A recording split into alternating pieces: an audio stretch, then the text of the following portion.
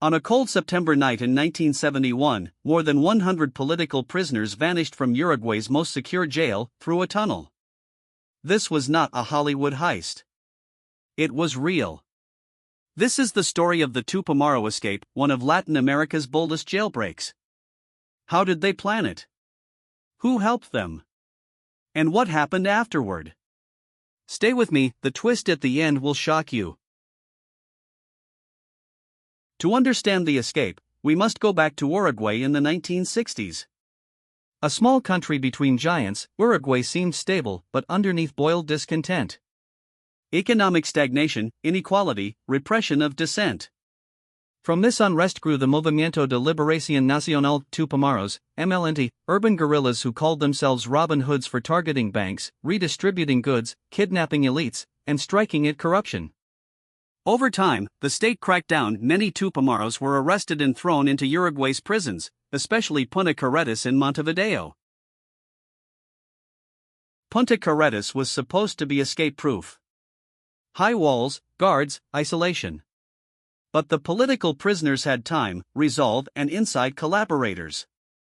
The inmates were not ordinary criminals, many were ideologues, intellectuals. They spent days observing, planning, testing weak points, sneaking tools, forging alliances.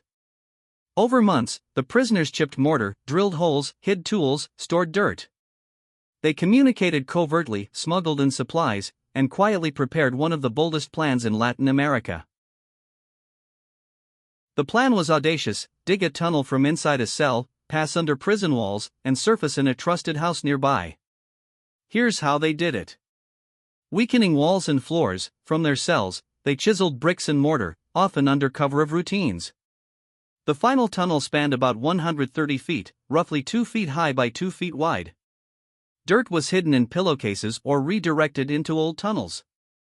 The tunnel ended beneath a nearby house belonging to a Montevideo resident. The rebels broke through the floor at 3 a.m., emerged into the living room, changed clothes, and dispersed. At 3 a.m., the first escapees crawled out. By dawn, 106 Tupamaros and 5 other prisoners had escaped.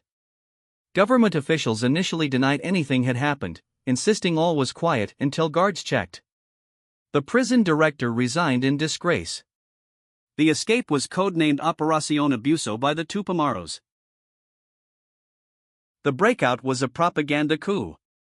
The Tupamaros claimed moral victory, released a bulletin celebrating the political prisoners' fight. The government was humiliated. President Jorge Pacheco faced massive backlash, while a leftist coalition, Frente Amplio, gained momentum. Among those who escaped was José Pepe Mujica, later to become president of Uruguay. But the story didn't end there. Many escapees were recaptured. Security forces intensified repression. By 1972, the Tupamaros were decimated by military counterinsurgency. Still, the symbolism endured. The escape became legendary, proof that resistance, organization, and audacity could shake even a repressive state.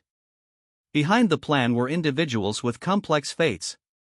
Héctor Amadeo Pérez, a founding member, later escaped to Spain. His motives and later revelations remain controversial.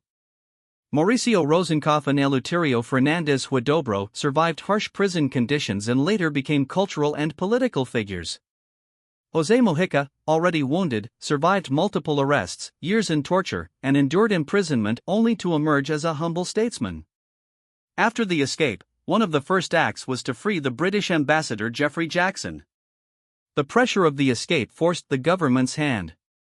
The psychological trauma, years in solitary, torture, betrayal, shifting identities, forged lifelong scars.